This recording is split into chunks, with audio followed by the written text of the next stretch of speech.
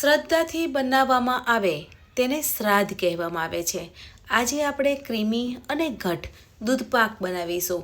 સાથે ગરમા ગરમ પૂરી, મગ, ભાત અને કઢી બનાવીશું. Hello friends, welcome back to Bhavini's kitchen. Friends, દૂધપાક બનાવવા માટે મેં 1 લીટર ફૂલ ફેટ દૂધ લીધું છે. હવે દૂધને ગરમ કરવાનું છે, પણ દૂધ ગરમ કરતાં પહેલાં પેનમાં 2 ચમચી પાણી ઉમેરવાનું છે અને પછી દૂધ ગરમ કરવાનું છે. દૂધ ગરમ કરતાં પહેલાં પેનમાં પાણી ઉમેરીએ છીએ તો દૂધ નીચે નથી ચોંટતું. હવે 1 લીટર દૂધ લીધું છે તેને ગરમ કરવા મૂકી દઈશું. આપણે દૂધપાક બનાવીએ તો દૂધમાં ચોખા ઉમેરવામાં આવે છે. અહીંયા મેં અડધો કપ ચોખા લીધા છે. ચોખાને ધોઈ અને 30 મિનિટ પાણીમાં પલાળી અને મૂકી દેવાના છે. 30 મિનિટ પછી ચોખામાંથી પાણી કાઢી લેવાનું છે અને ચોખામાં 1 ચમચી ઘી ઉમેરી અને ઘીનું કોટિંગ કરી લેવાનું છે. ચોખામાં ઘીનું કોટિંગ કરી અને ચોખા દૂધમાં ઉમેરીએ છીએ તો દૂધપાક એકદમ છૂટો અને ઘટ બને છે અને એકદમ ક્રીમી ટેસ્ટ આવે છે.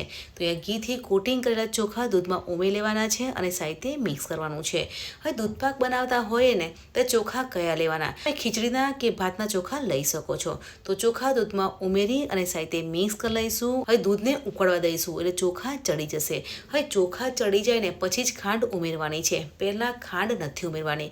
દૂધને ઉકળતા 7 થી 8 મિનિટ જેટલો સમય લાગે છે. 7 મિનિટ થશે ને પછી તમારે ચેક કરવાનું છે કે ચોખા ચડી ગયા છે કે નહીં.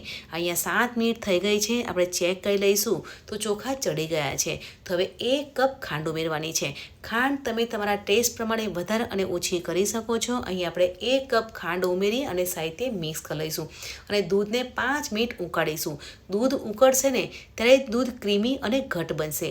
આજે આપણે દૂધપાક બનાવીએ છીએ ને ત્યારે મિલ્ક પાવડર નથી ઉમેરતા, છતાં પણ દૂધપાક એકદમ ક્રીમી અને ઘટ બનશે.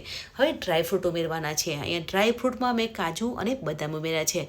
માર્કેટમાં દૂધપાકનો મસાલો મળતો હોય છે તે મસાલો પણ ઉમેરી શકો છો. હવે જાયફળ ઉમેરવાનું છે અને ઇલાયચી ઉમેરી અને સાથે મિક્સ કરી લઈશું. ઇલાયચી અને જાયફળ ઉમેર્યા પછી દૂધપાકને 2 મિનિટ ઉકળવા દેવાનો છે એટલે જાયફળની ફ્લેવર દૂધપાકમાં આવી જશે. અને ફ્રેન્ડ્સ, દૂધપાકમાં જાયફળની ફ્લેવર બહુ જ સરસ લાગે છે. તમે ચારોળી પણ ઉમેરી શકો છો. તો એ દૂધપાકને ઉકળવા દઈશું. દૂધપાક ઉકળે છે ત્યાં સુધીમાં પૂરી તળી લઈશું. તો અહીંયા પૂરી તળાઈ ગઈ છે. તમે દૂધપાક પણ જોઈ શકો છો કે દૂધપાક એકદમ ક્રીમી અને ઘટ બન્યો છે. હજુ દૂધ ઉકળશે ને તેમ દૂધ ઘટ બનશે અને દૂધપાક ઉકળે ને તો તેનો ટેસ્ટ આવે છે. એ દૂધપાકને ઉકળતા 3 મિનિટ થઈ ગઈ છે. તો દૂધપાક બનીને તૈયાર થઈ ગયો છે. તો ગેસ બંધ કરી લઈશું અને દૂધપાકની બાઉલમાં લઈ લઈશું અને ઠંડો થઈ જાય પછી ફ્રીજમાં મૂકી દઈશું. તમારે દૂધપાક ઠંડો સર્વ કરવો હોય તો પણ કરી શકો છો અને ગરમ સર્વ કરવો હોય તો પણ કરી શકો છો. તો શ્રાદ્ધ માટે એકદમ ક્રીમી અને ઘટ દૂધપાક બનીને તૈયાર થઈ ગયો છે. આજે મેં દૂધપાક પણ બનાવ્યો છે, સાથે ગરમા ગરમ પૂરી, મગ, ભાત અને કઢી બનાવ્યા છે. એટલે સવારે જમવામાં ફૂલ ડીશ બનાવી છે.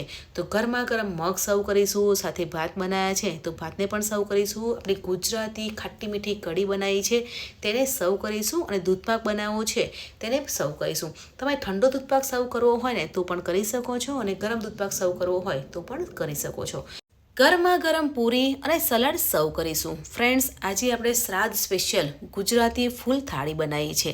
શ્રદ્ધાથી કરવામાં આવે તેને શ્રાદ્ધ કહેવાય. આજે આપણે શ્રાદ્ધ માટે ક્રીમી અને ઘટ દૂધપાક બનાવ્યો છે. તો તમને આજની દૂધપાકની રેસીપી કેવી લાગી કમેન્ટમાં જરૂરથી જણાવજો. મળીએ છીએ નવી રેસીપી સાથે.